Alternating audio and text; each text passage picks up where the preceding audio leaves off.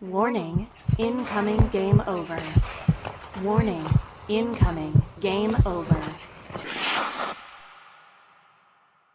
Hello, folks. A game was had, but the Montreal Canadiens lose to the Colorado Avalanche 7-1 or 7-2. Sorry, I'm gonna give them credit for that last one, 7-2. I am not in my usual place of being, so excuse the extreme close up, but I've got my lovely guest here, Ian Boisvert, with me from Locked On Canadiens. Um, Ian, that was a game. It was it was interesting. I thought the Canadians played really well in the first 10 minutes, and in the back of my mind I started went, hold up, wait, we might have something. And then immediately that went away. That was gone very quickly. So at least they had the peace of mind to do that for us. To at least cut the cord quickly. This game's done. We could just go through the motions and get to game over. Listen, if nothing else, we scored two on Mackenzie Blackwood, who has been really amazing to start. They gave Blackwood that start, who hasn't necessarily been their starter. I'd say 1B for them right now because of the fact that Scott Wedgwood has been playing more. Um, so that's good. That's to me is like, oh, they didn't. No, I'm not gonna. I was gonna say they didn't give us their less good goal. Like, it's a sign of the times when we start getting their like a starting goalie. But for the Avs, he's not. He's not the starting goalie. But it was on the second half of back to back, right? So, Yeah. we'll talk about quite a few things, including goalies on our end. We'll talk a little bit. We'll go through the game first, in the first period, as we always do. Second period, we'll talk a little bit about maybe some of the narratives TM that have been around certain players, narratives TM negative. We'll get into the good stuff as well. I really liked the second line today. But just in general, I know Ian has a lot of smart things to say. Um, Ian has math things to say. Let's just say it like that. Ian has lots of smart math things to say. I don't know anything. So I'll give him the floor because Locked On Canadians I love the show and I can see it every single day, so that's great. But I always feel like I can't wait to hang out more with these guys. That's the thing about Locked On Canadians. It's what, like 30 minutes around. So I always feel like guys, but I want more. I get more every single day. I'm being greedy. What's happening here is this is the greed that they talked about in the Bible is what's happening here. So now I'm just going. Now I'm just Yeah. going. As Alexander Christian says in our chat, heart trophy level subscriber guest. So correct. We've got our lovely guest. Ian, before I start going through the game, overall, as you said, the start of the first, um, I was really foolishly hopeful. Now, as everybody knows, and this is going to be, I guess, a disclaimer because it feels like a conflict of interest the way they do in like newspapers and stuff. So I'm going to declare my conflict of interest, which is I'm also an Abs fan. So I've been watching a lot of this team. I've watched them buzzsaw through better teams. So at least we're not the Edmonton Oilers and what they did, and I'll take it. So to start off the game, I'll be honest, I missed the first 4 minutes, which sucks because that means I missed 4 out of the 6 minutes that they played really well. Yeah. Yeah, I mean, Blackwood was great early on. I mean, without him, Montreal could have been up 1 or 2-0 pretty quickly. The one that I have in my notes was he robbed Bolduc on a power play. Pass came across from Suzuki, and I still don't really fully understand how it stayed out of the net. I guess that's how good goaltending works, is puck gets, you're not really sure how it happened. Yeah, Blackwood was great early on, and then Brock Nelson just completely took over the game, which is just of the Missile guys you moment. can get killed by. Yeah, like of the guys you can get killed by on the Colorado Avalanche, It feels I don't insult. think it's Insulting. yeah, right? It feels like that shouldn't happen. Um, it's like if you were watching an Air Bud movie and one of the human players was really good. Like that's not why we're here. Like we're not, we're here to see Air Bud dunk on some guys. We're not here to see Brock Nelson, you know. Um I think like that Apparently, to he me has a was long the most history. apparently has a history of dunking on Yeah. us. Yeah. Yeah, I mean, he was a New York Islander for a long time. He played really well in games against the Canadiens, and that, that sort of stuff just doesn't leave you, I guess. There are teams you just beat up on. Him wearing a Nordique jersey and doing it this time, I think hurt a little bit Felt more a than little it did when he was insulting. an Islander. Yeah. Yeah. By the way, can we just really quick, them doing that is lame and it sucks. I just want to point that out. Like the Avs wearing the skins of the franchise they stole. I hate it when they do it. I hate it when Carolina does it with Hartford. I hate it when my Washington Expos did it with Washington. See, I almost did it there. The Washington Nationals did it with the Expos. I hate Yeah. it. I hate that stuff. It's lame. Like, oh man, aren't these jerseys cool? Yeah, we did like them when the team was there, jerks. Like, what are you talking about? Yeah, I hate that aspect of it. I was really bummed to have to not only sit through a game like that, but then sit through one where they beat the crap out of the team I wanted to win. It's not really fair. Yeah, I hate that. I don't think anybody from Quebec is like, yes, we're finally seeing our team back. Nobody cares. Yeah. It's like there's also I can I can admit I think those are very pretty jerseys. I like the Yeah, way they look. Don't love the concept. I can honestly get behind like a nod to the Nordiques maybe because that is history and when they're talking about Nathan McKinnon breaking incredible records, they also include like in a lot of those, they include when they want to make him sound even more impressive, which he doesn't need help, guys. They'll no. just do the abs, but sometimes they'll include it, right? Like, so I don't mind a little bit of a nod to it, but that truly did feel like wearing the skin of it rather than a nod to the Nordiques. Yeah.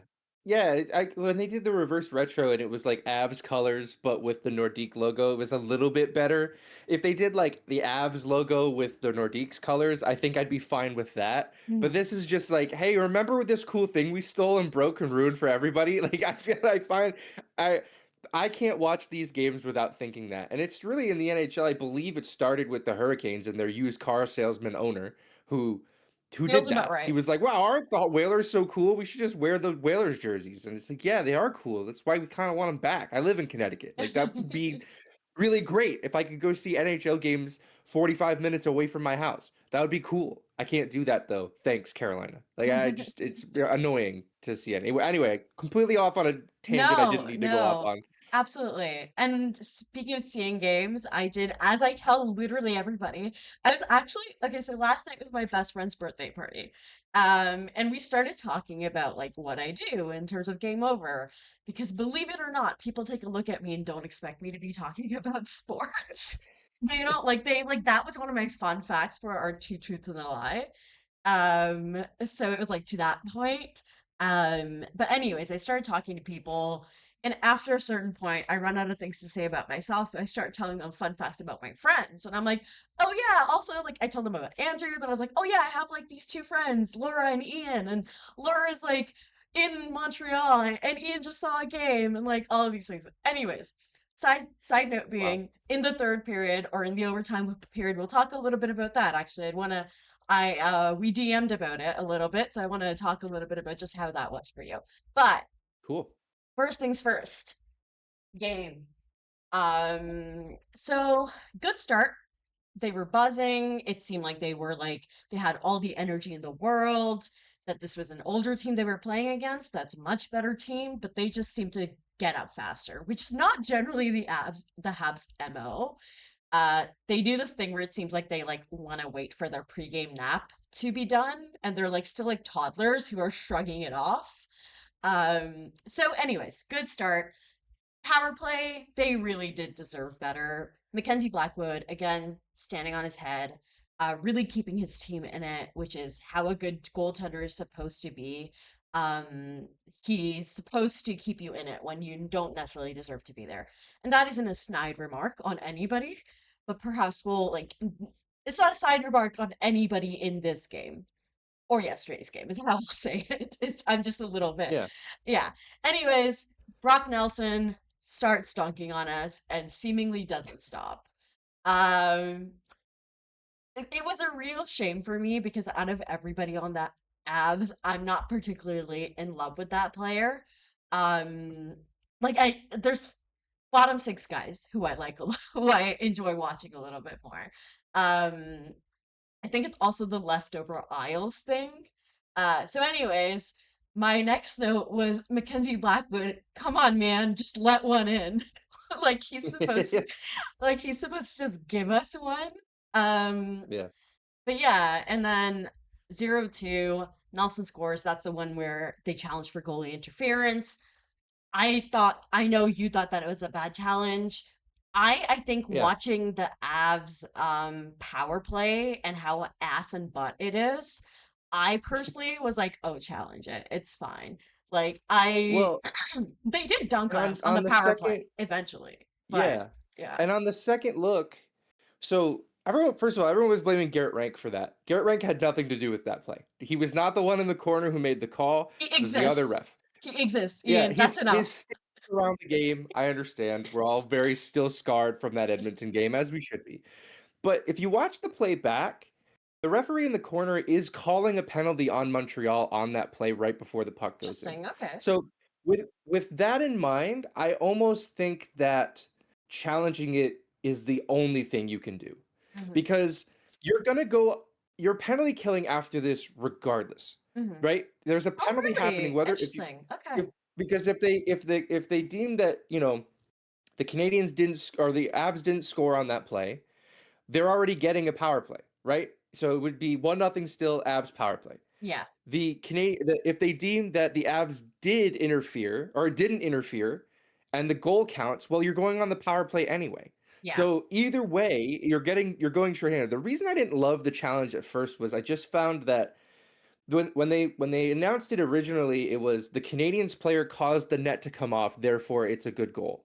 Okay. The second I heard that, my thought was, well, if they've deemed that he was the reason the net came off, they're going to deem, regardless of whether or not we think it's true, hmm they're going to say that Anderson is also the reason that Landeskog went into Dobish.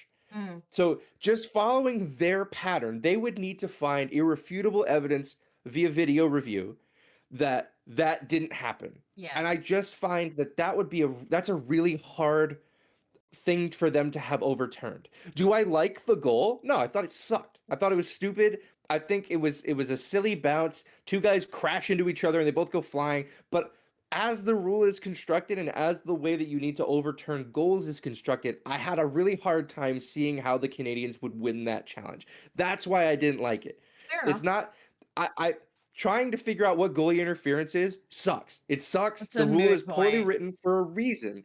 It's gray on purpose so that these guys can sort of just live in the gray. These referees love doing that. Yeah. So that was really where my not concern, but where my criticism of that challenge went. However, when I watched it back and I saw that a penalty was coming up on Montreal anyway, I Yeah. was like, well, whatever. Like, you might as well take a shot. Either way, you're killing a penalty after this. So get Yeah. ready to speak shot block Alex Carrier because you're gonna have to go out there. But like Yeah. it was just kind of annoying the way that it all happened. Yeah, I totally understand. I think in the moment I was just so frustrated because Yeah. I think I think first of all, I'm just a little bit bitter about goalie interference with the Habs specifically. I'm bitter about it in general because I think it's just like a fake, as you said, so Yeah. vague and so like not at all defined in a way that's so purposeful. But I'm just bitter about it because of how many times we've seen Galley get goals called back that he really should have had. Um, but hey, like if you're gonna get scored on, I know it looked like Nelson. However, silly as it is, I felt a lot better as soon as I realized it wasn't, and I was like, oh, it's Gabe Landeskog. That's fine. Uh, Right. if Yeah. if you're gonna get scored on, at least get scored on by the guy who's actually in there, right? And a guy who everybody across the league is rooting for Gabe Landeskog. Yeah. Like this year, I tuned into two Avs games coming into this one, and in both of them, it looked like Gabe Landeskog had scored his first goal since coming back from his injury, and both times it was waved off for some cockamamie challenge. Like Yeah. one of them, I think, was It offsides was by an inch, offsides. and I'm like, One of them I was, yeah. throw that coach into the sun. I don't know who it was.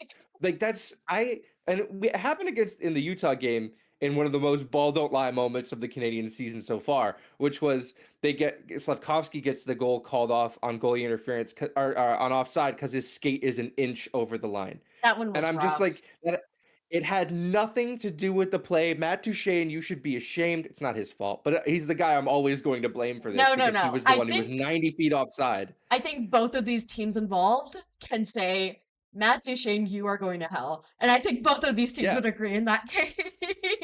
yeah. No, I don't care. So I challenges are like I know we look at challenges as like, well, it's how they get the rules right. And I think that's a part of the equation, but another part of it too, there's a human element to this. Like Hmm. at the end of the day, it's human beings who are making this call. They haven't turned that over to AI yet. I imagine one day we'll get there, which I sucks. hope they don't, Um, man. it's As gonna be problematic brutal. as this is, can you imagine the same algorithm that like picks out the worst Google article in the world and decides that's the summary they're gonna show? Can you imagine that? Yeah. They're using the same version of Google's AI where it told people to put glue in their cheese to make their pizza stretchier. Hell Like yeah. that's Hell what yeah, we're doing. brother. Yeah, that's where we're headed. So yeah, I mean that sucked. It stunk because the Canadians were not like that could have been a moment where they overturned something and maybe they were able to get some momentum. But even after that, they had to kill off a penalty, regardless of how that call went. So it would have been really hard for them, especially I mean, maybe we can spend some time talking about the penalty kill. Like they just seem like Ouch. they're out there to try to just not get scored on for 2 minutes and do nothing else. Like they don't. I I don't know. I don't recognize this penalty kill at all. She is not the woman I know and love. Um, I mean, it makes sense, right? Like we can talk a little bit about this more later, but the turnover on that unit, guys penalty killing who you never thought would penalty kill. I am talking about Josh No, Anderson, correct? Oliver Joe Kapanen, Valeno. Joe Joe Valeno Veleno. shouldn't be there. This was the thing too, right? Like everyone, and I kind of walked into this by setting up the penalty kill conversation, but everyone has a real hate for Joe Valeno, and like, man, this guy's terrible. He shouldn't be there. You know who agrees that he shouldn't be in the NHL lineup? The Montreal Canadiens. He was their 13th forward out of training camp. I feel like That he means was there are almost their 12 players 15th better than you. choice. It felt like that he was almost their 15th choice, and the first two Yeah, ahead of him had to be set down for the sake of their own development. yeah, I mean, ideally, they would have tried to send Veleno through waivers and kept Blay, who Blay is back anyway, so who cares? He just had to It's live in very Toronto funny. for a little bit. I saw his last game, I think, as a Toronto Maple Leaf. Now that I think about it, Yeah. because I was at that game on Saturday, and went into it saying like, "I have a chip on my shoulder. I want to beat these guys," and then he was completely invisible for however long he played, and immediately comes back. That's got to be awkward now that he's back in. Well, now he's in Laval, but Yeah. still. So after that happened, I kind of thought that it started feeling the way that which game was it? They had a few bad games there that they did this in, but I'm looking back. Dallas, Washington, any of those? Yeah, I think it was versus Washington where they got scored on and suddenly it was like, okay, it's now we're falling apart, which is something that they've done before and that they continue to do, that they just need to grow out of. And I fear that this is a simply you got to let them cook before they can kind of I Yeah, think there's obviously things they can do, things they have power over, but there is just a certain amount of reality to what this team is, where they are, what they're made up of. So anyways, but that sucked to see, right? Like they started melting down. As soon as the Avs started taking over, I was like, you cannot let this team gain momentum. They gain momentum, it is hashtag so over for you. Like yeah, it's really I was like, at least like looks like it's like the second half of the period. Maybe they'll come back. Now it's the second period at Habs, and we know what we're getting. So to the second period, that third one pissed me off too, because Arturi Lehkonen, beautiful, beautiful boy, love him. My mischievous elf was all over Nick Suzuki ahead of that goal. yeah, He was practically yeah, bear hugging Nick, and then obviously they get scored against, right? Like, and isn't that how it always seems to go? Because there was this great, beautiful opportunity that could have worked out, and Nick's just a second too late, and he's late because he's being held, right? That's what the yeah. rule is for. But you're not always going to get those calls. It's just not how No. officiating Well, works. I mean, if we're being honest, Suzuki got away with that exact penalty against Vegas. Mark Stone was trying to jump back into the rush on an odd man rush going back the other way, and Nick Suzuki tugged on his cape, and it slowed him down, right? And they didn't call it. Noted. It happens. These guys aren't going to call everything. What I found more egregious on that play was before the Canadiens broke it out. Marty Necas he looked like a defensive lineman or an offensive lineman down low, just holding Mike Matheson from getting to whoever was carrying the puck. And Matheson turned and looked at the referee like, this is happening, huh? Like, you're just letting him. He wasn't skating. He was just, my goal is to just block Mike Matheson from getting to wherever he's trying to get to. Yeah. Those plays are my least favorite that happen in the National Hockey League because it takes no skill to do that. Yeah. It takes And Marty no skill Necas to is a just very stand in front of a skilled guy. player who is Yeah, gifted enough defensively. He's not a liability. totally. And he could just do something else. However, he was like, what if I didn't? What if I just held him and bet Yeah, against it, bet that the refs just aren't going to call it, and it worked for him. Um, yeah, and then, man, oof. Yuri Slafkovsky, the player that you are starting to be. Gorgeous, gorgeous, gorgeous. What a goal. It's Demidov with the goal. Yuri Slafkovsky, Ivan Demidov. What a pairing you are starting to be, right? Like, it's yeah. just so good to see. Also, just a heads up, just for folks at home, I didn't get to watch the Vegas game. Lucky me, I get to watch this one instead. Um, but I didn't get to see that, but from what I saw and what I've seen ahead of this game, Slav is growing into this game. This was yet another moment where he just, listen, did Brock Nelson dunk on us today? Yes, of course he did. Did Yuri Slafkovsky dunk on him in that one sequence? Yes, yes, he did. And that made me feel a lot better about myself. Yeah. Yeah, I mean, he had an assist in the Vegas game that wasn't completely similar. He didn't throw a spin move in there to get into open ice. But it was a similar play in that he's working the puck down the left boards. He fires the puck across the crease and there's an open guy on the other side. I find that his vision passing is so elite, Mhm. and his ability to put himself into position to make those passes is finally catching up with that. Yeah, Like that Slav in the past wouldn't have worked that puck down low. He would have stood where he was and tried to fire it through guys and hope and pray. yeah, Now, he's using, I won't say his speed because he's not the fastest dude, but he's yeah. using his ability to move Positioning, I'd north south say. to positioning is exactly the right word. Like just moving his body, changing the lane, changing the angle of the lane so that he can create those plays to get over to other guys. That's 2 games in a row where he's passed a puck right through a high danger area Yeah, and nobody tried to stop him. yeah, I'm very excited about the player he's becoming 100%. because even over the last couple weeks, he wasn't picking up points, but he looked incredible. Felt almost He's a cosmically facilitator. unfair. It felt almost cosmically Yeah, unfair how he would be the third assist, yeah. I was looking at last week on Locked On Canadiens. I was looking at the paces that guys are at right now, and Slavkovsky. I think this was probably Wednesday night for Thursday. He was at or Tuesday, maybe it was Tuesday. He was at 38 points for the season. He was on track for a 38-point season. I was like, that doesn't sound right.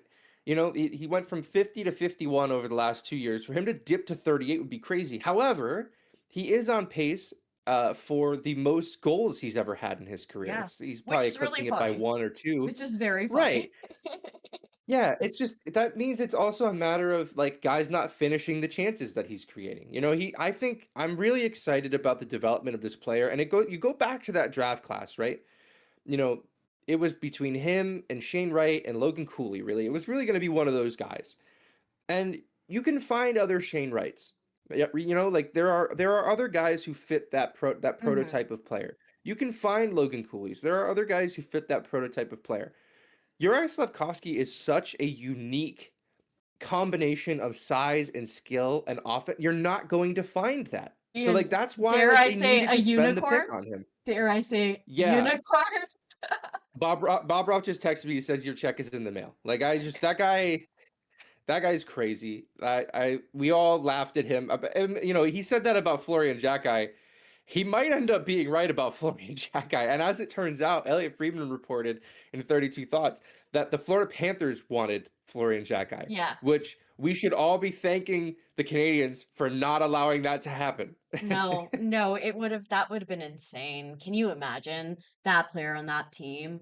Um, I I can't remember who it was, and I apologize because it's a very good like tweet that I saw, and somebody was like, who's the person who told them that the Panthers were, or sorry, I think Friedman's exact words were, the Canadians found out. And Yeah. they were like, who told them? Sharber Gagai? Like, what was it? Like, who was it the person that told them? The Arbor call's Xhekaj wearing a coming. fake mustache over his mustache, and he's like, "They're gonna pick him. You should do something about that." No, I think my reply was, Arbor guy staying there with a baseball cap pulled low.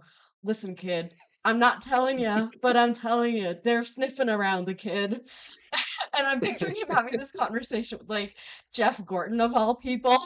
And it's just Like, how did you get on the draft floor? What are you doing here?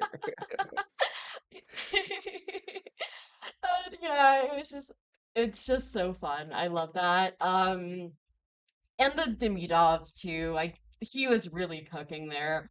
Like I think they were like I like to joke that they sent for Demidov pretty much the entire year leading up to that. They seem to be like visiting him. Like, when is it gonna be me and someone else who treats me that way? Is basically to the level that I'm like, they were romancing him. They were Yeah. whining and dining him. Like it's just incredible. Okay, to go back to this game. So that goal, wonderful. It made this entire misery of a game honestly a lot better. I think of that goal and I immediately feel better. That Florian Jacki sequence where the stick broke right as he was right as he had the time in the world. I think he wouldn't have scored anyways, to be honest. I think Matt Black was like reading him really well. But he could have. And that's the Yeah. we'll never know because his stick just exploded. Um Yeah. and it was a good little break of time between the Habs having this like pandemic where their sticks just break all the time. And this was the first one in a while, I think. Yeah. Yeah, and most of them break when they're trying to defend, so it was actually kind of a nice change of pace that it didn't immediately kill them Yeah, for that stick to break. It's like, yeah. oh well, now it's 5 on 4.5. I guess we're screwed. No, this was like he was able to get to the bench and nothing bad happened. It's unfortunate. Like, you know, if you're an if you're a Florian Jacki trying to score your first NHL goal on a breakaway is probably That in would your be really head the sick. best way you could do it, That would be right? so Like cool. that's so his probably is going to be one that like hits him in the leg and goes in, Yeah, which is just it's not bad, but it's not the way he wants to do it. yeah. This would have been the perfect way, and it's man, I could have told my kids years from now I went bar in on a goaltender on a breakaway for my first NHL goal. I It's broke the not. streak, You or know, like, no, it wouldn't. He have. Oh, also, I want to share with people, in case it makes them feel better. We did break a shutout streak for Mackenzie Blackwood. So hey, take look at that. that, best goalie on the best team in the league. Take that. I bet that hurts. I bet I that bet he's sucked for really you. upset right now. I bet he's really Yeah. upset. And in that, like after that sequence, I was like, we're getting dunked on, and it really does seem like we haven't heard from Nathan McKinnon yet. There were a few moments where he seemed to be cooking a little bit, but like he wasn't cooking the way that man can cook, right? No, And no, then it's with him. It's a matter of time. It's not if, it's when. He ended truly, up picking up, I think, a couple points in this one. He got an assist on. He scored, and he had an assist on the Landeskog power play deflection for the 7-2 goal. So, yeah, uh, yeah, I'm really excited that I get to that's root for three. McKinnon again. That's actually 3 points. He had a 3 point night, 2 assists, one Oh, goal, great. banger. See, that's the one I could be happy about. Like, if I was going to be happy about any of them, I could be happy about that because that guy is, knock on wood, putting together a very, some may say valuable in the league. Some may even Yeah, say most. Um, yeah, I see that. some may add I a think most in I front of that. So it's, yeah, yeah. If you're going to get dunked on, I think I think he's the best player in the National Hockey League. I don't think it's particularly close. I think there are a lot of players with a lot of elite talent, but nobody wants it more than that guy. And I really He was designed in a lab to be a hockey player. I'm so excited for the Olympics that I get to cheer for a team that has this guy on it. Like that's Yes. so exciting to me. Yeah. And maybe Nick Suzuki will be there. That'll be cool Hell too. yeah. Hell yeah. No, I think the thing about Nathan McKinnon, and I know this is a Habs podcast, so I'll stop talking about it very soon because I don't want to make people sit through it. But genuinely, one of the things that's so exciting about him is he is somewhat of a unicorn. To reuse the term, Yeah. there's this like mix of like he's got that dog in him, but he's also a very strong player with Yeah. insane physical fitness, and he'll like skate through guys. He'll do all of the things that you don't necessarily expect top of the league guys to do. I watch him play sometimes, and I remember Austin Matthews just standing there and grinning as Shea Weber and Joel Edmondson like dunked on him, or like were like pushing him around in that playoff series. Cross-checking the crap out of him. And They were beating the turds out of Austin Matthews, and he just sat there and took it. You know who wouldn't take it? Nathan McKinnon. McKinnon, He is dropping you if you do that to him. he's a very, very strong guy. So, anyways, if we're gonna get scored on that one in the moment, okay. I know we'll talk about Alexander Carrier a little bit. Let's talk specifically just in that moment. Now, personally, I did not go back and watch that because I didn't want to, so I didn't. But what's that one? It was Carrier, Caulfield, and Yeah. Lane who were close in Yeah. that moment, right? And then it was Dobesh. Um, it's hard to it's really hard to you can ask a lot out of players, but I do figure that there's a little bit of Alexander Carrier is the third pairing defenseman who is sprawling out in front of, I think it was trying to block a pass from Gabe Landeskog. Nathan McKinnon is right there. You have Kale McCarr at the periphery with the lane close by. And it's just it's a lot, right? And I don't want to excuse it, but sometimes it's just like, okay, brother. Yeah. I think Marty right now has 4 defensemen that he trusts, and Mhm, Carrier is one of them. He's probably 4. mhm, Uh, he's being deployed as a third pairing defenseman, but that goal was the McKinnon goal was on 4-on-4. yeah, In a perfect world for the Montreal Canadiens, is Alex Carrier playing 4-on-4 hockey? The answer is that's probably no. Caden They're Goulet probably going there. Matheson Dobson, Gooley Hudson. They're Yeah. probably not rolling out the third pair at 4-on-4. So he's having to punch above his weight. Mhm. And I think, the last few games, has Carrier played great? No, of course not. He struggled. But we have to put in perspective why he's struggling. It's because he's being asked to do something that he's not supposed to be doing. Mhm. Carrier came in and fit with the Canadiens because he was able to play with Mike Matheson and play a defensively sound game. Mhm. Um, I think the Canadiens right now, I know everyone's talking about them looking for a forward. I think they need another defenseman because I have not loved Arbor Xhekaj, especially in this one. I haven't loved Jaden Struble for a little bit now. And It's been rough from with him, it, man, a lot rougher than I've yeah, remembered. And I think and that's partially because Engstrom's he a didn't rookie. play as much. So I think that's why Jaden Struble looks a lot rougher than I remember, is because Yeah.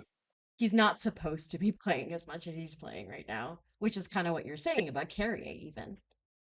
I think they need to pull off another Carrier type trade. Mhm. Um, and move, it'll probably end up being Struble for a guy who's not trying to establish himself. Mhm. And the thing with trading Jaden Struble is you probably can he's probably a little bit more valuable now than Justin Barron was when the Canadiens traded him. Yeah. Like, you need to find somebody. I don't think anyway, they're not trading Arbor Xhekaj. Mhm. That guy has something that every team in this league is trying to find. They're going to try their best to make the defensive aspect of it work. They're not moving that guy. And honestly, they're justified in doing so. They're justified in being like, this guy's a Montreal Canadian. We're not trading him. But they need to find somebody to help solidify this defense. It has not been very good. The penalty kill, like I mentioned earlier, without Gooley out there, they're just staring at the clock, watching 2 minutes go by and hoping that they get to the end of it without getting scored on. It's quite literally They Jake need somebody Evans else. and a prayer. Yeah, And even and he's like good been luck, struggling Gobi. there. Yeah, it's Jake Yeah, Evans, a well, and then prayer, and your goalie. right, like and it's so funny that like Alex Newhook, he added such a valuable element to this penalty kill, Hmm. right? Like there's no threat for the Canadians to get going the other way. 100%. And sometimes it's just that threat to get going on offense that is enough to cause somebody at the blue line to bobble the puck. Yeah. Like they don't. I mean, Jake Evans loves to go up the ice. He also loves to get halfway up and go, "Nah, I'm not going to do that," and go back and kill off clock, which is a great play in its own right. But like they're missing something without him there, and he's not going to be back till March. So like they have to figure this out. I think the time for hoping the solution for that is in the room, or at least in the system, is gone. Like Yeah. they need to find something soon because I don't know if you've looked at we're done with November. I don't know if you've looked at their December schedule. They play like every day. They play like every day. It's nuts. They play back to backs. I think every weekend. Mm. It's crazy. It's crazy. It's crazy because they have days. It's a weird schedule. And I understand Yeah. it's Olympics year, so it like at this point I fear that even the dumbest AI on the planet could have maybe done a better job with that. Um okay, so third period, I'll also miss the first 4 minutes of that one. Um there were a lot of times I had to walk away from this game. The 6-1 that bounces off Mike Matheson.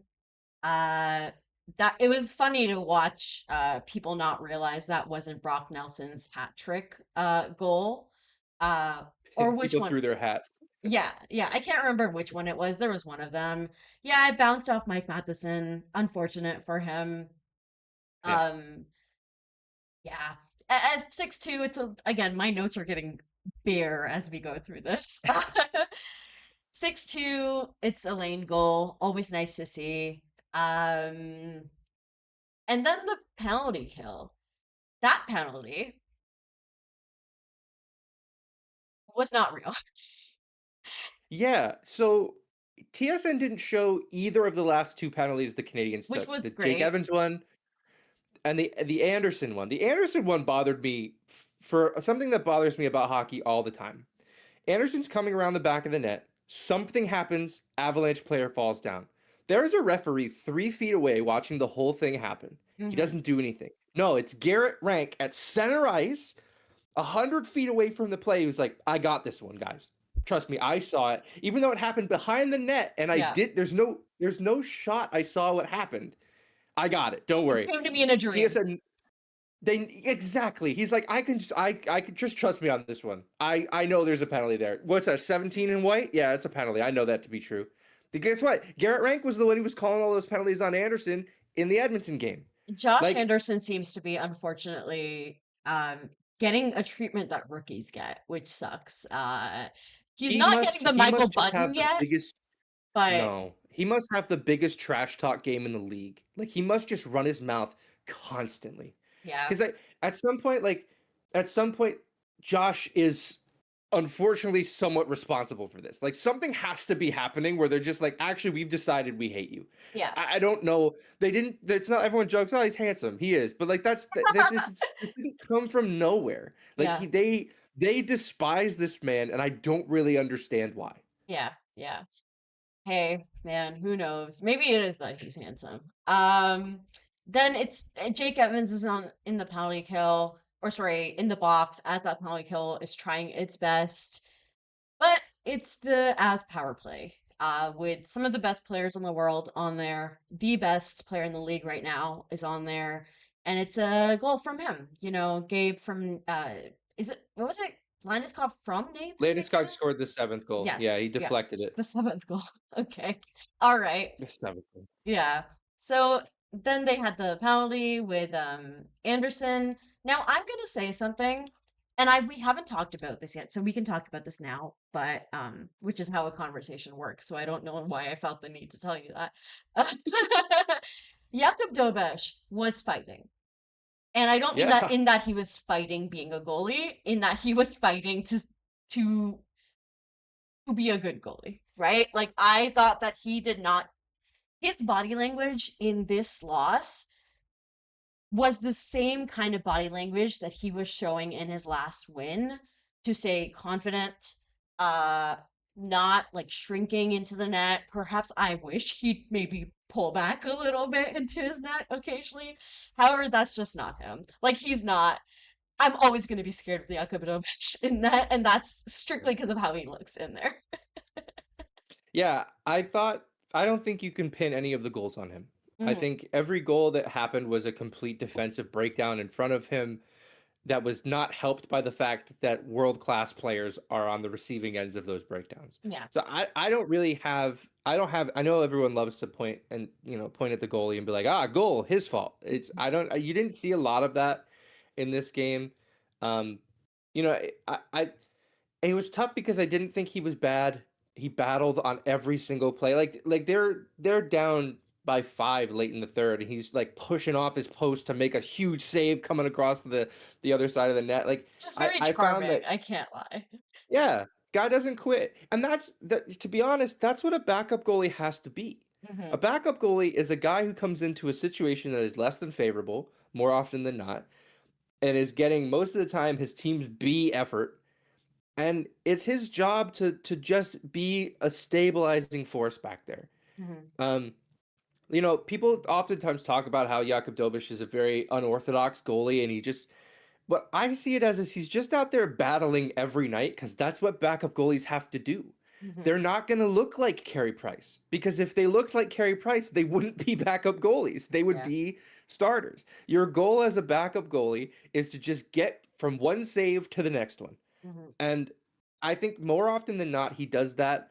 He's obviously run into a little bit of an issue lately. I thought his game against Utah was phenomenal. I agree. Um, so I really think that he just didn't, he exemplifies what a backup is supposed to be, which is why everyone's like, oh, let him run with the net. He needs to be the starter. I'm like, he can't be the starter long term. He can do it for a little bit, I do but this think way that at he this plays is point, not starter behavior. started. I mean, it worked for Marc Andre Fleury for a long time, so It's it true. it could work. But I think at this point, the net might be his for a little while. I know Monty had that great performance last game, uh, which we love to see. We always, always, always. I'm always cheering on Monty, but always cheering my goalie specifically. Whatever team it is, I need my goalie to be cooking, right? So always good to Yeah. see. I do think right now maybe he's got the net. But I don't think it's like in any sort of way where Sammy Montembeau is so far from earning it that it's like you're gonna have to like put this stuff up for like 10 games in a row. So Yeah. I do think that while right now Toby is the starter, I really like his battle. I think that's the thing that I came out of this game with. He had those two insane saves. I think it was in the last, what, 3 minutes, even not even the last 5 minutes. Um, eh, I just like that because I think that was one of the things that has been likable about this goalie since the start is quite how much he battles, how hard he works in a very like Hmm. evident way.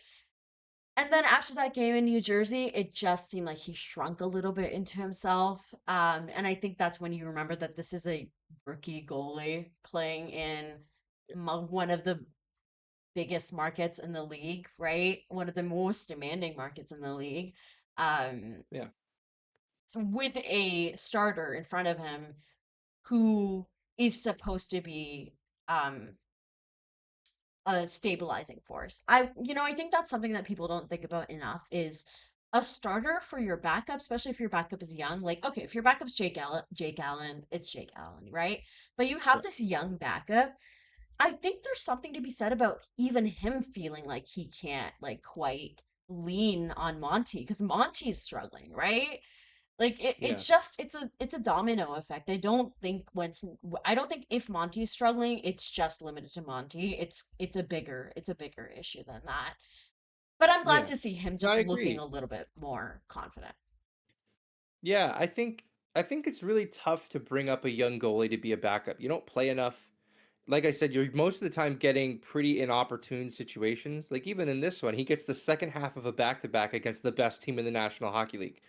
Yeah. That's an impossible situation for a guy who's a rookie who's just trying to figure this out still. So I think that's the challenge of doing that. I often wonder with Fowler. I'm not talking about calling up Fowler. Nobody radio me. They're not calling him up right now. No. What I often think about with Fowler is when it is time for him to be called up and he's proved that the AHL is no longer something for him. Is he going to start as a backup in the National Hockey League playing once every couple weeks? Yeah. Like that doesn't seem like a good idea. Like I almost wonder if like when you call him up it's to be the starter of the Montreal Canadiens because I don't know that being a backup is how you develop as a National Hockey League goaltender. I don't, and there's time for them to figure this out. I'm sure these are conversations that they're having internally as well. But I'm just like I don't know how to handle that. I'm glad I don't have to make that call because Yeah. I don't know what to make of that. Yeah, no, that's a great question actually. Like the nature of a starter of a backup and hoping that grows into a starter. You know what? I have a question about goalie in general, and I'd like your thoughts on it. But before we get there, I am going to move us on to our second period because I think we're getting into more general conversations about this. So we'll move on to our second period. But before we do, obviously, we have two very lovely sponsors, Inchubichu and Le Saint Motel. And I'm gonna put you guys on shuffle. And you know what? We'll do Le Saint Motel today first. Let's let's get silly with it, guys. Let's do Le Saint Motel first, and then we'll move on to our second period. So I will be right back. Don't go anywhere. Bye. No, not bye. While you're browsing into Bijou's goth shop, head next door and discover Montreal's most unique selfie studio. Whether you're looking to take some banger pics of your Halloween costume or cosplay, or you want to make some memories with friends, Le Saint Motel has you covered. Experience their bombastic decors that are always changing, hop in the ball pit, and take advantage of their extensive and flexible on-site lighting. Head to lesaintmotel.com to book your time in the studio, book private time where you and your friends will be the only ones allowed in, or book the space for an event. The dedicated, caring staff will make sure that you have a good time. I do have one warning for you before you book. If you have kids, they won't want to leave. Whether you're at Le Saint Motel or in Chubiju, tell them Game Over sent you.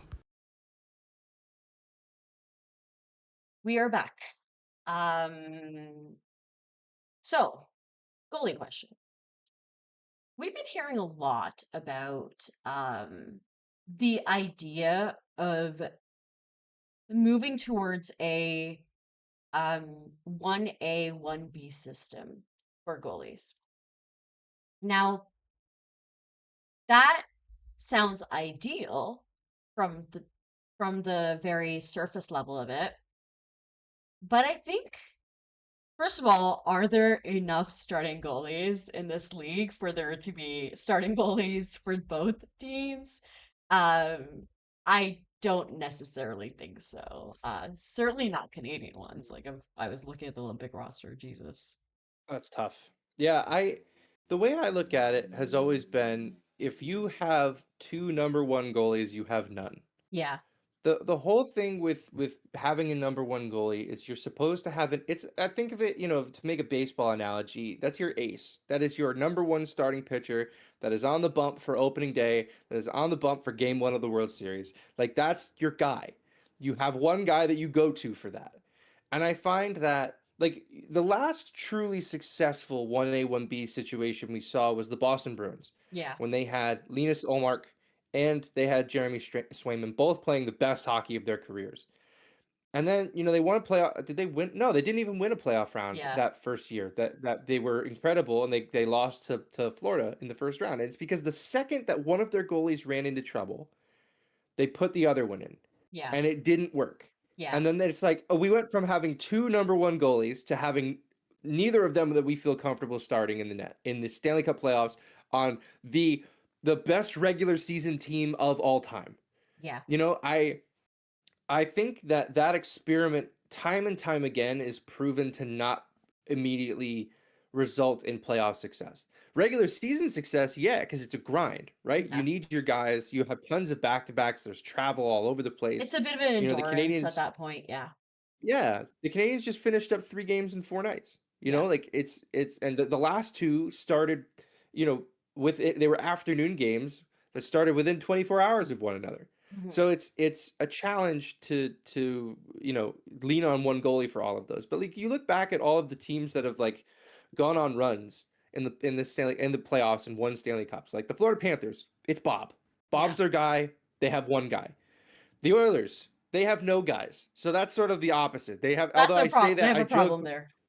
Stuart Skinner just shut out the Seattle Kraken. So, you know, maybe their problems are finally solved. He heard all the Tristan Jarry to Edmonton rumors and he's like, wait a minute, guys, I can still play hockey.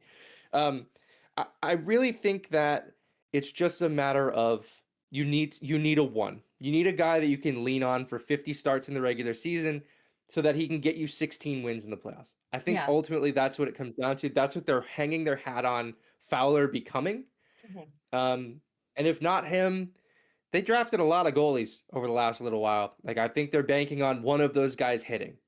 Which I So I fear think is you need a just how one. you have to go with goalies. I fear it's a Yeah. quantity over quality thing because goalies simply are unknowable. Like you're not it Yeah, doesn't it they're unknowable. obviously there's like what do you Yeah, call them? Blue chip prospects? yeah, for Yes. sure. I think there's like those that have a better like pedigree, but at the end of the day, they are simply like it's not lightning in a bottle because lightning in a bottle seems to imply not it's Yeah, unique. They're unique. They're unique. They're unique. That's that. Yeah. yeah. Well, I think the Unicorns. thing They're too is like unicorns. in your in your organization, like the Canadians have 3 teams. Their main team, the AHL and the ECHL. That's 3 starters nets, right? Yeah. You don't have a lot of space to develop goalies by the time they make it to the National Hockey League. So you need to take swings everywhere across the their draft pool so that the Canadians they throw out nets on 10 goalies and those guys get to be starters in whatever league they're playing in, and we get to see him for a few years, then go, okay, that guy is worth giving a contract to and seeing if he can make it in the ECHL, see if he can make it in the AHL. Like it's not they a lot of them just don't pan out. But the Yeah. point is you just have to take as many swings as possible. And I really just do believe that when it comes to goaltending, you need a one. You can't have a 1A, 1B, or if you're the Canadians from a few years ago, 1A, 1B, V1C. 2. But yeah, That's true. Yeah. Caden I don't Primo even was think you never could gonna. make Yeah. Primo that. Yeah. Yeah. No, he was a 2 always. Yeah. Yeah. Oh, man. I agree with that. I think, like you said, there's a certain rhythm to it too. Yeah. Um, so I want to talk a little bit. I think let's get a negative out of the way because I know we kind of talked about Alexander Carrier. We talked about the makeup of the defense. Just quickly gonna touch on that just because I think that that is something that they're struggling with. Shocker. Uh, One of their top four D is out. Of course they're struggling, right? Um, Yeah. so before I do that, sorry, I was trying to remember what I was doing. There was a vacuum running somewhere very close to me, and it like threw me off. It was like very that's the thing about apartments, man. Yeah, So I hear you. for before I do that, yes, that's what I was gonna say. Before I do that, I thank you so much, everybody in the chat. I know always being here after losses isn't super fun, but I promise we'll talk about the Vegas game actually a little bit because I do want to talk to Ian about how this road trip's gone. I wasn't able to catch the Vegas game, so I'd love his thoughts on it. But all of that being said, if you are in the chat, if you're here, please be sure to drop us a like. Any amount of engagement with the wonderful algorithm of YouTube. Love you, YouTube, so much. Please, um, that's great. We're getting closer and closer to 1K subscribers on this channel, and that's super super exciting. It gives us access to a lot more. So yeah, if you could like the stream, if you haven't subscribed, please do that. And if you're watching later, be sure to drop us a comment. I'm always happy to chat there, as long as you're not being weird. If you're being weird, I'm not going to chat with you. Uh, so for the second period, right? we kind of touched on this, on the Alexander Carey of it all, the Arbor guy of it all. I would like your thoughts, and I know Marty doesn't trust him, so we haven't seen much of him. But how have you felt about what you've seen from Adam Engstrom so far? It's been really limited viewing. It's I been hard to feel see. that, Yeah, yeah, I feel like it's just tough to, it's tough for me to get a grip on what we're seeing from him just because he's had such limited play with the puck, which is where his play excels. exactly. Um, I see a lot of people making like, "Oh man, he's one of the Canadians' better defensemen." I'm like, I don't see it. I'm not disagreeing with you. I just, for a guy that is certainly going back to the American Hockey League, probably sometime soon. I have a hard time sort of, you know, saying that he's been great. We just haven't seen enough of it. Mhm. When he's at his most effective in the American Hockey League, he looks like Mike Matheson, Yeah. where he has the puck a ton. He's moving in the offensive zone. He's never in one spot in the offensive zone. He's always moving somewhere. Um, it's tough to get. It's tough. The whole point of watching a player come up from the American Hockey League is to establish whether or not you think that player's play can translate to the National Hockey League. Hmm. I don't feel any more comfortable saying yes than I do no after the two games that we've seen from him, just because his game is so dependent on him having the puck and skating offensively. Yes, he's good away from the puck too, don't get me wrong, but like that's where he's going to make his money in the National Hockey League. And I just feel like over those two games he got 10 puck touches, and I just don't know how to make heads or tails of that, where in the American Hockey League he's getting that many, in a night.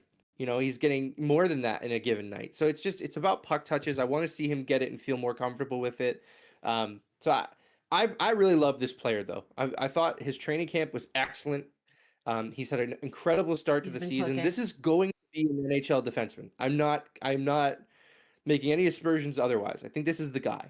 But, I want to see more. I want to see him at home where the Canadians can control the matchup a little bit more Yeah. and he can get out there in more key situations. We'll have to see how hurt Jaden Struble actually is. He didn't play on Saturday due to an upper body injury. So we'll have to see, but I want to see more. I really like this kid. I think it's only a matter of time before he's an NHL regular. I need to see more from him though. 100%. As house fan from Australia, Nat says, I don't have a strong opinion of Engstrom. Maybe that's a good thing, though. And I have to also Yeah. agree with that. Because Yeah. sometimes these offensively like minded defensemen struggle. Even if they're not playing a lot, they'll struggle. Um, Honestly, like I'm looking at the time on ice right now. He and Arbor I played the least out of everybody, and for Adam Engstrom, it was 13 minutes and 30 seconds, and Arbor I, it was 13 minutes and 46 seconds. And honestly, for a rookie defenseman, and for Marty's pattern of how he plays his defenseman, that's really not that bad. Uh, and I think I if think it's he because the was game got out of hand. that's true. That is also true. Yeah. And I think the first game versus the Mammoth, he didn't get a lot because that was a game that they were playing catch up in. But Yeah. I that's the thing, is even as the game got out of hand, it's not like I was noticing him play like dog shit out there. Some of the offensive Yeah. defensemen, for example, Mayu, who we would see, it seemed like if he wasn't actively contributing to defense, there were a lot of times where he was actively taking away, or sorry, if he wasn't actively contributing to the offense, it seemed like he was actively taking away from the defense sometimes, which is very real for a young player. You can grow out of it. We won't have to see it either way. Which everybody knows my opinion on Logan Mayu, so whatever. Not gonna get into it. Um, but yeah, like Nat said, I think it's better that we don't notice him that much, right? I'd like to see more, but as you said, I think that's a great point. I'd love to see him at home. Um, this feels like before the Jaden Struble injury, whatever it is, it felt a lot more to me like giving a dog a bone, a dog who's earned that bone, like after the way his start of his season gone or went. So, yeah, Mhm. I'm tired of talking about that. I'm tired of talking about negative things. Now, I missed the last game. Ian, what were you seeing yesterday? It seemed like a much more successful game.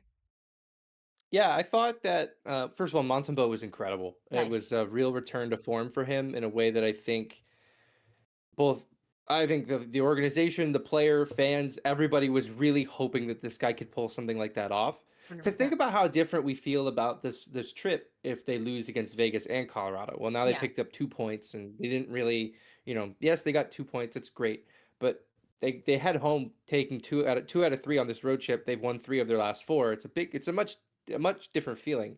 I think in that game, if you look at the underlying numbers, like yes, Vegas had more shots, they had more offensive zone time, they had more shooting attempts. The Canadians actually won the battle of high danger chances at 5-on-5. They Hmm. got more of value, and when they got those chances, they capitalized on them. Jake Evans had 2 breakaways and scored on the second one. Cole Hell yeah. Caulfield had that incredible goal line rooftop shot that I just don't think another player in the league really has the ability to do what he did. Hmm. Maybe Draisaitl can do that from time to time, but Caulfield's so low to the ice that he's able to just sort Low of to the ice is a it, very good way to it put it. it's helpful for him in those Yeah. moments, right? Like he's able to just sort of like better visualize that shot. Um, I thought that generally speaking, the Canadians, that was one of their most complete games Hmm. that I've seen from them this season. Um, Vegas kind of was running up the shots early. It was kind of like the opposite of this Colorado game, where Vegas was running up the shots early and it didn't look good, and then Montreal snapped out of it and played really well the rest of the game. When the opposite happened in this Colorado Yeah. game, Yeah. you know, I take way more from the Vegas game than I do from the Colorado game, just in the sense that like Colorado is I think I said it this week on Locked On Canadians. The gap from first to second in the National Hockey League in points is the same as the Yeah. gap from second to 25th. It's not close. Like Colorado's lapping the National Hockey League right now. 100%. Um, 100%. so this result I understand and I get. The Vegas game was a huge, confidence building win. I think the Canadians ought to take a lot away from the Colorado game and that one day they hope to be those guys. Hmm. But I think just where these two teams are right now, I don't take a ton out of Colorado. Yeah, I agree with that. Again, as I said, I've seen this Colorado Avalanche team buzz saw their way through better teams, right? Yeah. It's not, it's hard for me to, when I was on my show after the Utah game with Millie Rivers from Offsides, we talked a little bit about the way we were talking about this game. It was like we were preparing for a public execution. Um, like, and I fear it. Okay, for me personally, I don't think this team truly started looking seriously like they were playing a different game until maybe the 5-1 goal. Um, Mhm. don't get me wrong, they were not on any level the better team. It looked to me like they were hanging in there until they very much were not. Um, Right. so I would say although the score looks brutal, they played brutally in some parts. I liked some of what they did. I really did. And as a whole, was it great? No. But let's talk about Yuri Slavkovsky, Ivan Demidov, and Oliver Kapanen, who is also there. Guys, don't forget him. Don't forget him. He is also there. Um, that second line, I took a very brief look at some of the stats. Nobody particularly looked great coming out of this game. Uh, but I'm really liking what I'm seeing out of them. And I think they aren't consistently good yet, but I think they're cooking often enough that this is worthwhile sticking with. Well, I mean, that also ties into the first line, and I thought they looked invisible today. Wasn't a big fan of what they did. Um, but hey, that's a different thing. Um, Yeah. they got a goal anyways because Lane Hudson, or they got points anyways because Lane Hudson was there, minus Ekbaltuk. Um, so just strictly talking about that second line outside of the first line, how are we feeling about that, Ian? I think one day Oliver Kapanen is going to be one of the best third line centers in the National Hockey League. I can agree with that. Yeah. I think that line is screaming, and it's not a dig at Kapanen. I think he's an incredible player, and he's very much able to keep up with and at times elevate his line mates. But I think that line could really use a legit top six scoring threat, I would agree a with that. legitimate two-way center who can put up 65, 70 points a year. That's what that line is screaming for me. Mhm. You know, right now it's a lot of Slav and Demidov doing crazy stuff. And what I love about Kapanen is he always finds himself in front of the net with nobody near him. And Yeah. I don't know how he does it How so he often. manages to do it. Yeah. It's constant with him. Like, and I think that's what's going to make him a very effective third liner. He'll be able to chip in, 15, 20 goals a season maybe. And be an offensive third line and play with guys like maybe a Jared Davidson in the near future. Guys who can shoot and score. And I think I love the player. I love what he's been able to do, but I think that Slav and Demidov, I think we're potentially seeing a legitimate duo on this team emerge. And I say that because Marty has said this in the past. He doesn't look at things always by lines. He looks Yeah. for combos. He looks for duos all over the ice. I think you're going to have to pull Nick and Cole away through Marty's cold dead hands. Like, I think those guys are going to stick, and it's finding a complementary player for them, like Bolduc, who I think has emerged as a candidate for that lately. But I The think last two I'm games, I really think. loving, for sure. I mean, Bolduc could not, if he had, if he didn't have bad luck, he'd have no luck at all over Yeah, the it's last been like bad luck. month. Yeah. And then the last few games, I think it was in the Vegas game, he tries to make, or maybe it was the Utah game, he tries to make a cross ice pass that was Utah. JJ Paterka nearly picked it off and instead burped it right back to Bolduc, and they go down the ice and they score on a 3-on-2. That was a But very fun one. Yeah.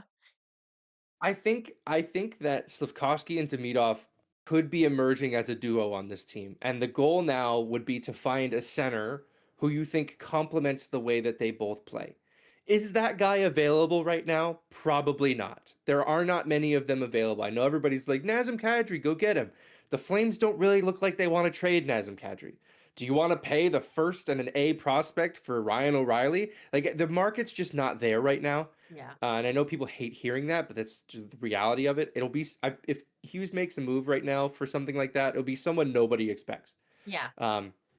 I so I like what I see from them. They need somebody who's going to help them defensively a little bit, but also chip in offensively. And then you move Kapanen down to the third line, and you go Suzuki, legit 2C, Kapanen, Evans. It's a hilarious lineup. pretty It also good. means we don't need Valeno anymore, but that's neither here nor there. That's neither here nor there.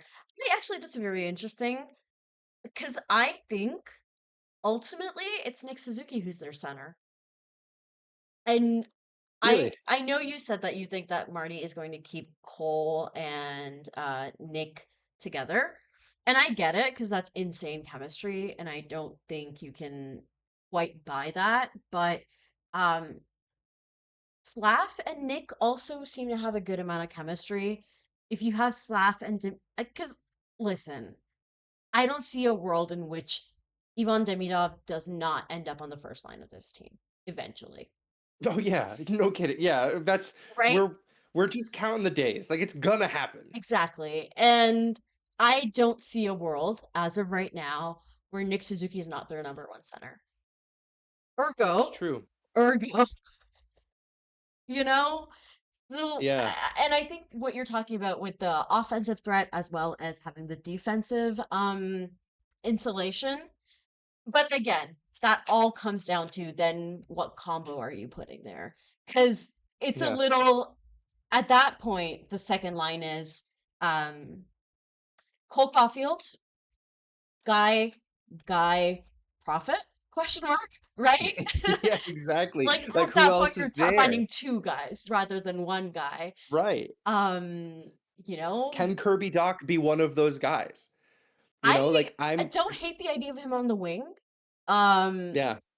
I just fear. I fear. I have a very Yeah. hard.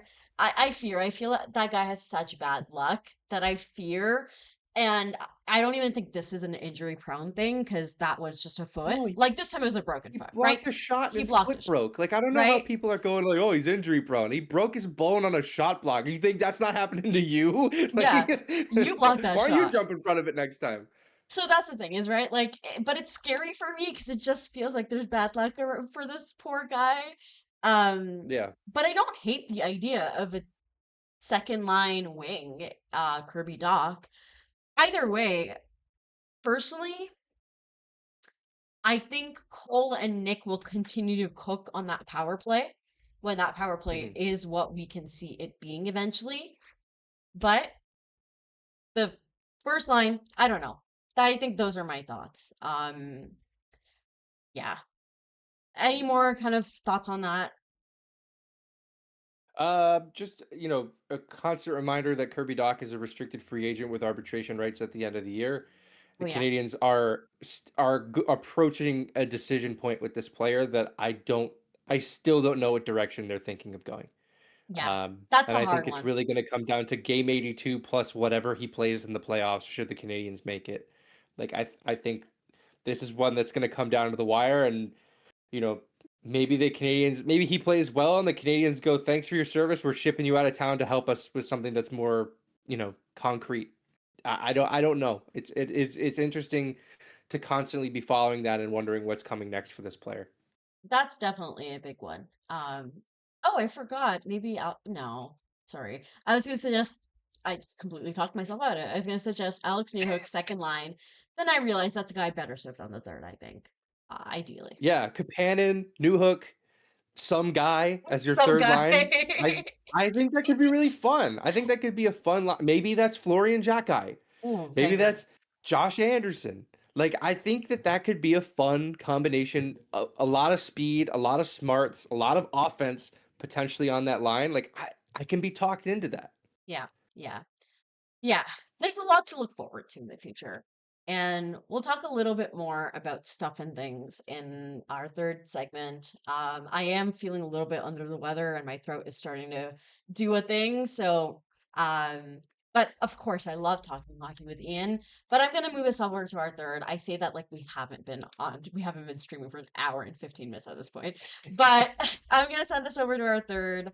But first, I'm going to show you guys Andrew of the past with his talk about one of our lovely sponsors, Inchubichu. Be right back. Famous chateau at 4000 Rue Saint Ambroise lies one of Montreal's coolest secrets, a glamorous Gothic jewelry store owned and run by women. Inchu Bijou isn't just a business. They've built a community that supports bold creativity and expression. When I was first introduced to founder Astrida Pisigomian's shop, I was floored by the detail, vision, and scale of what she's built from her own mind. I don't think anyone would call me goth, but I know an innovator when I see one. Along with building their own business, Inchu Bijou also hosts markets for vendors in their space called Marché Maleficarum, boosting their whole community. If you don't live in Montreal, explore inchubijou.com, where you'll find over 800 designs that range from affordable to bespoke. Check out Inchu Bijou right now, a Game Over partner from the beginning.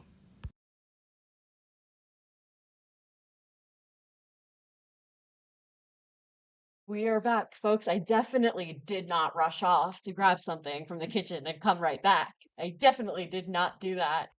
Um, I actually sprinted. I need to take a deep breath. You winded? I'm a It's little I it's like you're sprinted. winded. It's an icing call. You got to stay on the ice. Yeah, yeah, I gotta.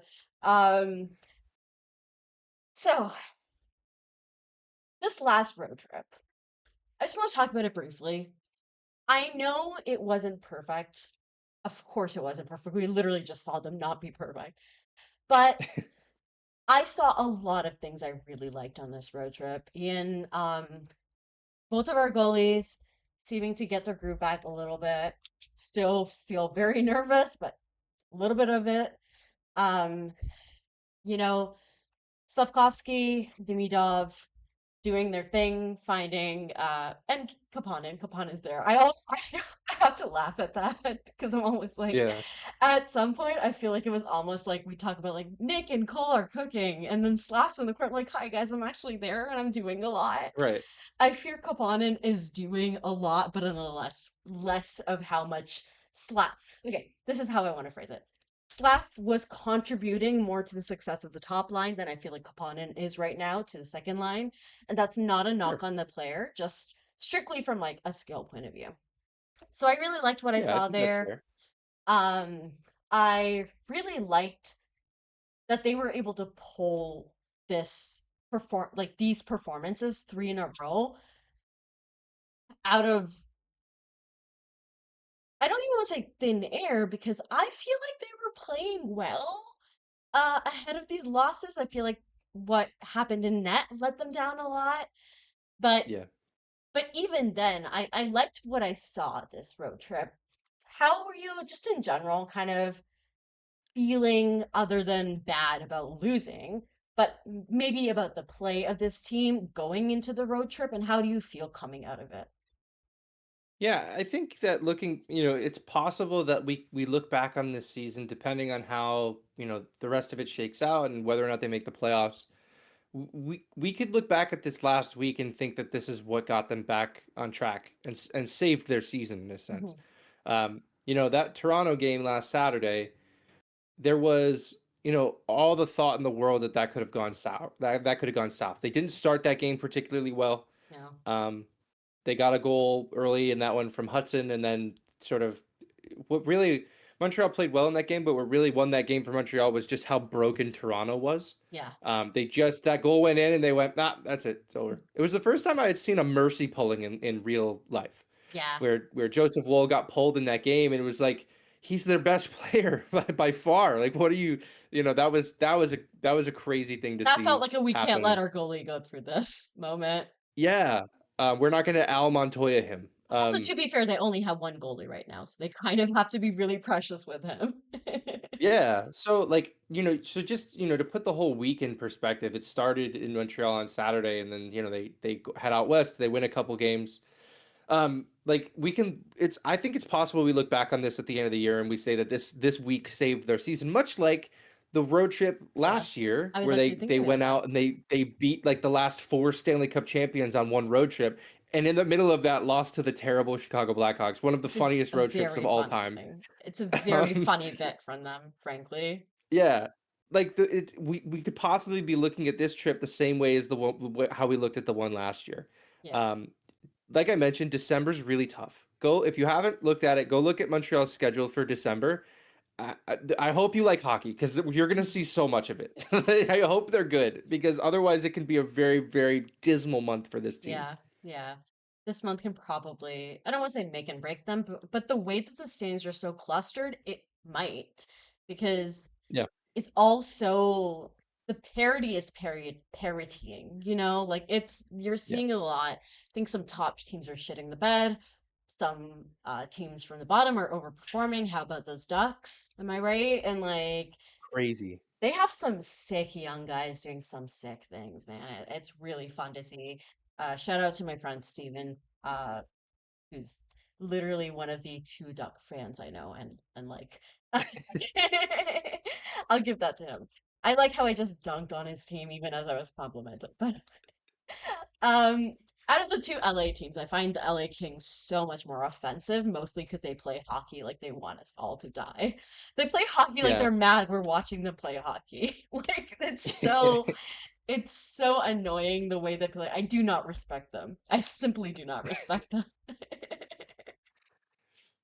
So I'm going to talk a little bit about some miscellaneous things. Um, Sure.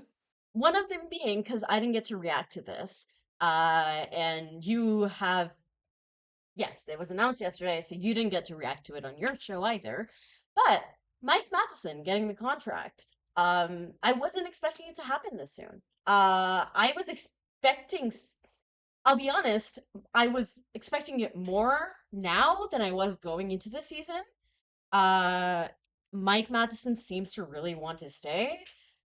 All things Yeah. considered, Especially after the big bit of business of Lane Hudson was over early.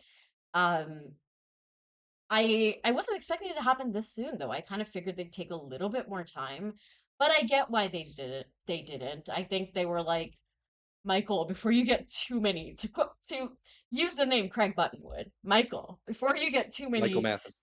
Michael Matheson, before you get too much, before your agent starts cooking too much, how about we lock you down? So, how are you feeling about that deal? Just for the record, Ian, big Mike Matheson fan.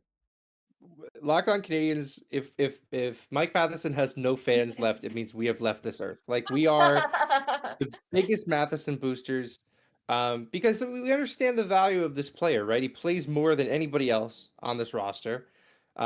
He got his power play taken away from him and just decided he was going to become an incredible penalty killer. Like, the guy just is the consummate professional. He has to be just one of the best teammates you can ask for. It's why, like, when you see the contract come across the table at 5 years, 6 million per year, you kind of wonder, that's it. Like, Yeah, years wise, it makes sense. Like, that's probably where the Canadians budged the most, was yeah, giving him five. And I think Montreal probably wanted a 4x6, 4x5, something like that. Um, but instead, he gets that fifth year of security. And the Canadians get him at a very reasonable number. Now, 6 million now for him is a bit of an increase. I believe he's at $4.88 million right now. Um, what this ultimately works out to, though, is that in 2 years, when the salary cap is $113.5 million, his percentage of the cap taken up will be very similar to what it is right now. hmm So it's not, in the sense of how much cap he takes up, it's not much of a raise for very long.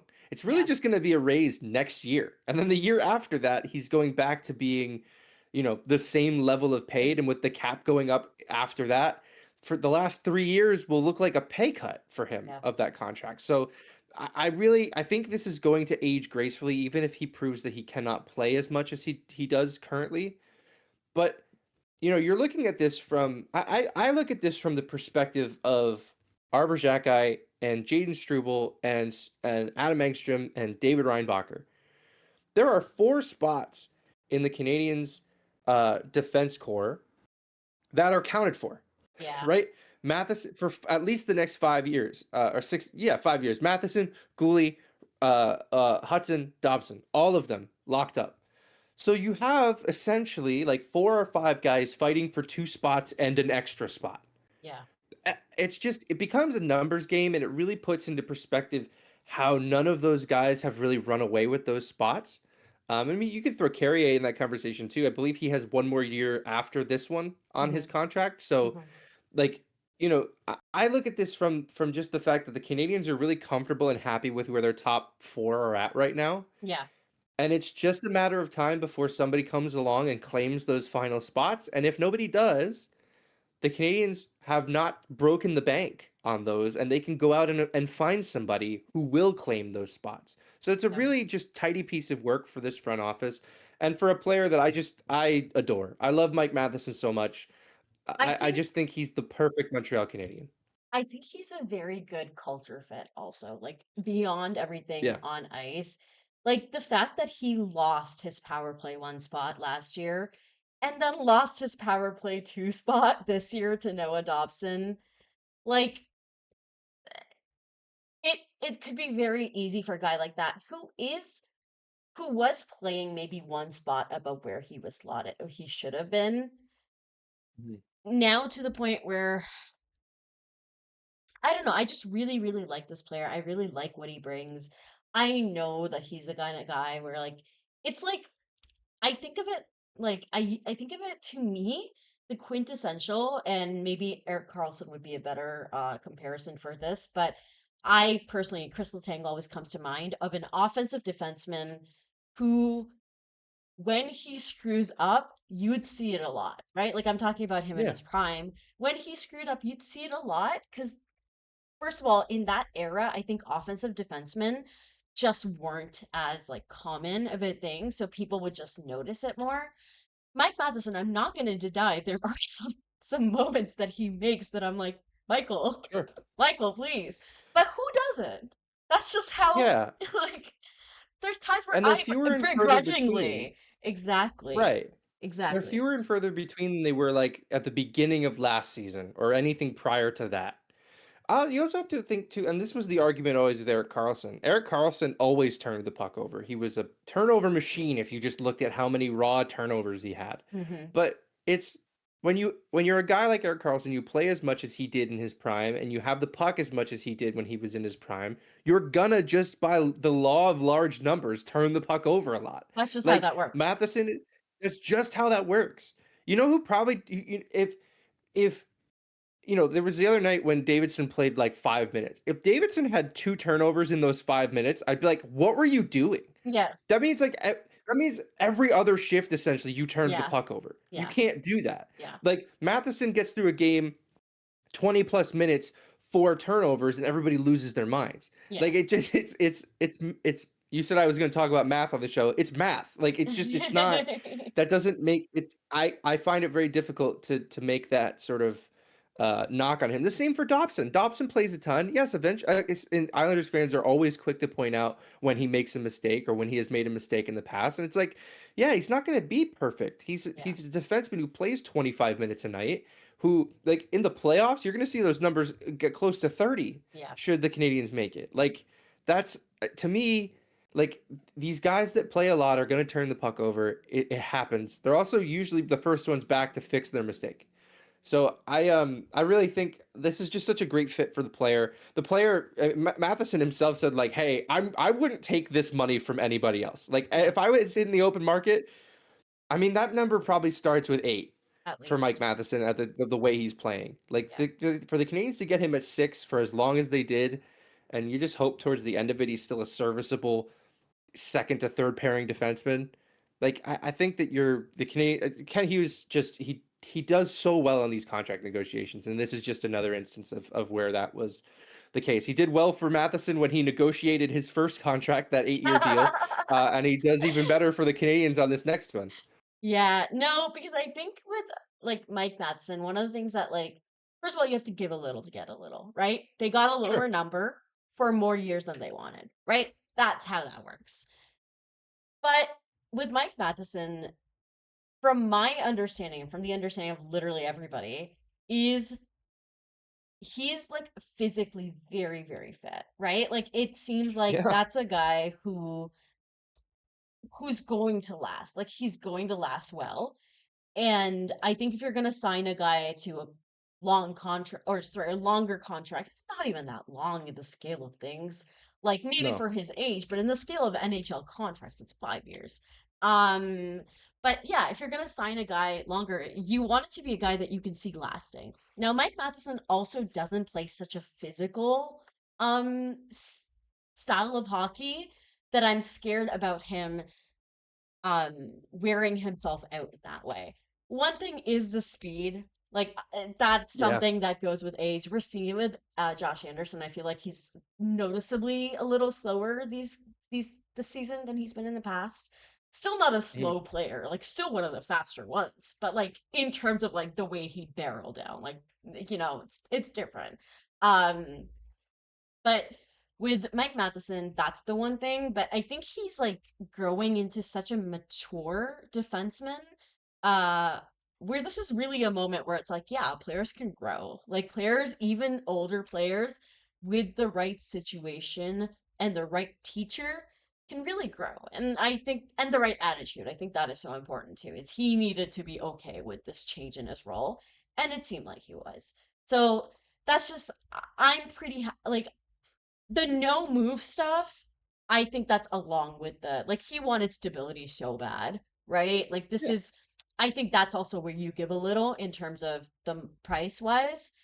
I get why people just like looking at the pure numbers were like, oh, I don't see like I saw a lot of other fans talk about, oh, I don't see why the Habs did this. And I was like, brother, watch a game. Like watch a game.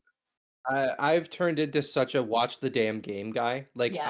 I as much as I love the numbers, and even if you look at the numbers, Mike Matheson is one of the best defensemen in the league by a lot of the underlying metrics. Like I really I've really struggled with that aspect of watching hockey lately, where people just look at a JFES chart and they go red bad, and that's the end of it.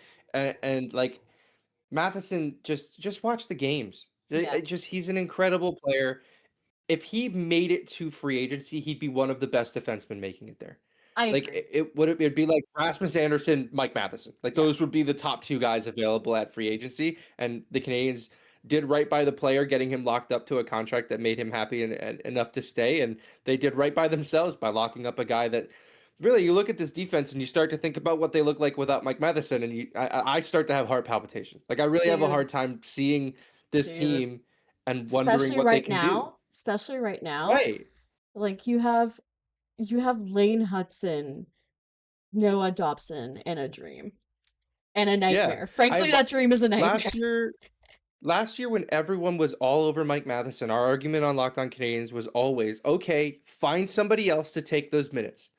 Who's your answer? Caden Gooley? He was already giving you minutes. He can't give you what Mike Matheson is giving you. You'd then have to replace what Caden Gooley gives you.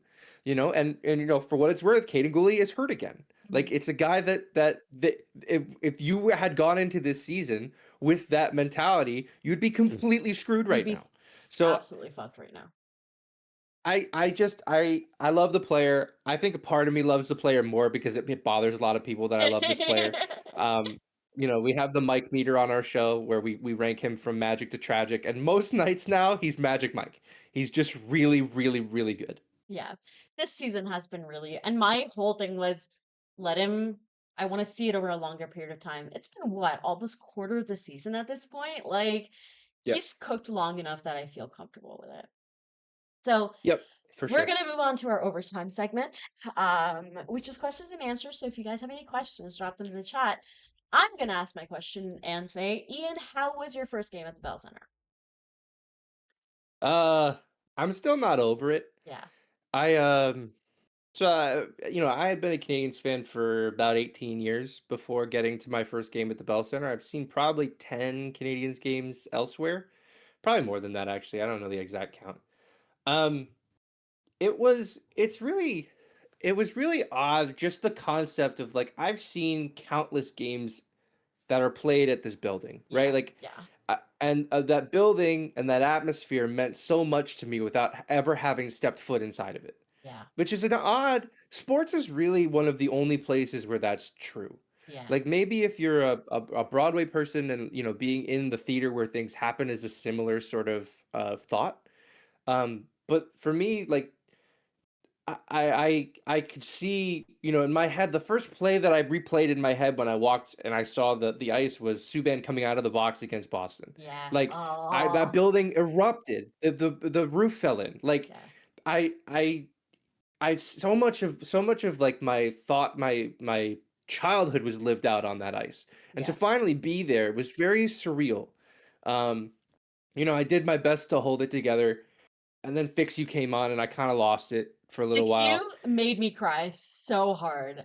Oh my It god. was weird to be there. It never really sunk in that I was there Yeah. until that moment. All I've been thinking about since I left was how I get back there. It's the only thing that's been occupying my mind for a week now is I need to get back into that building. It's not cheap to see a game there, so it's tough. But like they gave me a great game. They really did. I couldn't have asked for a better night. Getting to Ian see saw Florian's the Toronto game. Ian saw the Toronto game. the Toronto game last week before, and I kept thinking. Then they went and they played Utah and they beat them, and I was like, did we fix them? And then they beat Vegas, and I was like, I think we fixed the Canadiens, and then they did what they did against Colorado, and that's fine. But like we saw Florian's rookie lap. We saw Florian's first fight. And we're watching everybody skate up to him in the penalty box and be so pumped up for him. But he absolutely fed Dakota Mermis's lunch, like Yep. Dakota Mermis, is that his name? Mermis, his last name's Mermis. It doesn't matter. He had blood all over his visor. It doesn't matter what his name is. It was really special. It meant a lot to be there. I'm of two minds of it, where I felt that maybe if I went as a kid, I wouldn't have fully appreciated it as much. but also mad at myself for making myself wait that long for it. Um, it was really cool just to be there. A listener of our show recognized me in my hotel lobby. That was really fun. Oh, that's It was nice fun. to meet a listener. Yeah, it was. It was funny. It was. I was wearing my Game Over shirt, and he came up. He goes, "You're on the podcast," and I looked at my shirt. I was like, "No, I'm not on this. I go on it sometimes. But this isn't my show." And he goes, "Really? You look just like him." And I was like, "What do you mean?" He No, goes, "The that's one with so Laura." And I funny. was like, "Oh, the one I'm actually on." Yeah, it was. I'm not. Li- I'm definitely not good at that aspect of this whole podcasting thing. No, But yeah, that's it was lovely. special. It was a really special moment. I'm glad I got to share it with my wife and with my co-host Laura. It was uh there's only one first, which is what, Arbor told Florian that same night, and I'm glad that was my first one. It was really special. It was lovely. I texted your wife afterwards. Also wonderful, by the way. She's so good. She's so great. I love her. Um, but I texting her and she was like, it meant so much to me to see Ian experience it. And I was like, it's Man, so when I went to see a game, they lost, by the way. It was versus the Colorado Avalanche. It was I think Arturi Lehkonen scored 2 goals, so at least I had that. Um there was a moment where Caden Gooley and Nathan McKinnon looked like they might fight, and Nick Suzuki got in the middle and tried to block them. So I remember that moment because that was really funny for me. And I was like, girls, don't fight, please. Um so it was like even then just like having Fix You play in that moment, the lights go out, Fix You starts playing, these guys come out, and it's like I think the first, and I will, this is manifesting, the first time I see a playoff game in the Bell Center and sell my kidney to see it, because that's how much it'll cost. uh, that like the videos they were posting of the noise meter or whatever, man, that Yeah. was such a that building just on a regular night in a season that they weren't even playing that well in was just such a great building. And being outside and seeing the statues and seeing all the Yeah. plaques. If you guys go, be sure to give yourself some time to like just walk around outside the building. It like Yep. it's a really they did they did it very well. I think they did the history of the team justice. I think they gave it which thankfully the Canadians just seem good at. So, Yeah. My favorite part of the statues outside is the cube that they put up where like yes. each side has like some part of their history, and one of it's just like all of the players that ever played for the Canadians from like their founding until probably 20 it was probably 2015 Yeah. was when they put that up. And I spent probably 10 minutes there just remembering guys. Remember, yes. It was my favorite, like I was like Terry Nokalainen, I remember him. Like that's You're my like guy. Leo pointing at the TV, like that meme. Yeah, yeah, yeah, yeah. My wife was like, "Deweese." I was like, "Yeah, he's there too." It was really fun. That's really fun. Yeah, it's a great game, and like I feel very privileged, or it's a great atmosphere, and I feel very privileged to be able to have made it. And I know not every Habs fan can do it, and I'm so like it's something I'm so grateful for, right? Like it feels so Yeah. silly to say that, but like I genuinely am just so grateful for it. I've seen like 3 Habs games in Buffalo, which doesn't hit the same. It does not hit No, the same. I saw one in Buffalo last year for the first time, Canadians and Sabres. Actually, it was my co-host Laura, my wife, and Scoot Mortla, who you might know. Mortla, yeah. Um, yeah, he was also yes, it was great. It felt like a home game in the sense there was a lot of red in those stands, Oh but yeah. it was not the Bell Center. There's something they got something cooked up right there. It's tough to put into words exactly what it is, but it was special. If you haven't gone, start putting pennies away. Make it there once. You Yeah. got to make it there once, Yeah. and you'll understand what we're talking about. Yeah. It's a truly special place to be. It's so important. And like I one of the things I love about the Habs is, and I'm such a nerd about these things, that like the poetry of it all. And like that's the only way Yeah. I can describe it, is like the magic of it all, the history of it all. It just the Habs are so much bigger than just this team and like what we're seeing on the ice. And I feel like they're very good about doing it justice. And it seems like this front office is very committed to honoring the past in a way that isn't just pomp and circumstance and like very like lip service, the way that like Marc Dumont did at times. So yeah, Yeah. yeah. I'm not seeing any questions in the chat. We just kind of yapped about the Bell Center. Love that. I'm gonna give one big, massive Garrett rank. You are going to hell. Uh, and Yuri Slavkovsky and Ivan Demidov. What a game. What a future. Nick Suzuki, can't wait to see that mustache off your face. All of them. And every one of them. Every one of them. Marty especially. Marty especially, man. Man, That's a that was handsome dude. And it's tough. He looks like he sells used cars. Like, we need to be done with that, man. Speaking of used car salesman, Brock Nelson, once again, you are my number one. I am your number one op. I don't think Yeah, you are. You don't know I exist, but I am your number one op. yeah. Just so you know. So yeah, thank you everybody. Ian, where can people find you? You can find me mostly on Blue Sky at maybe it's Ian. Follow Locked On Canadians wherever we post things. We're on YouTube as well. We might be in the right rail of your browser if you're watching right now. Yes. We post, for those who don't know, we're part of the Locked On Podcast Network. We're posting 5 shows a day in seasons. So every weekday morning you'll have a show in your podcasting feed. We're also on TikTok. We post our shorts there as well. So give us a try if you haven't already. Really, we put in a lot of hard work over there. We've grown quite a community, so very happy to be able to join on with Game Over, of which I am a supporter, and it's because I believe in what you guys are doing. I believe in this space existing for Canadians fans. So support us, but also support Game Over. If you haven't thrown a couple bucks their way, do your best to do so. Thank you so much, Ian. Laura and Ian are very good at what they do. It's very good, and I'm very jealous of their ability to have such great discussions in such short amount of time. And I'm on there sometimes too. So if you want to or you want to play spot the K, then you can also do that. And as you guys have seen, Game Over is cooking something up. Trivia wise, a little bit. The details are on the website, thegameovernetwork.com. And if you love trivia, you're gonna love Locked On Canadians. Ian is very good at finding facts that are like, how did he think of finding those facts? Just sicko stuff. Like Just I'm gonna ask you sicko questions about guys you haven't thought about for 20 years. Like it's bad. It's not a healthy relationship I have with trivia.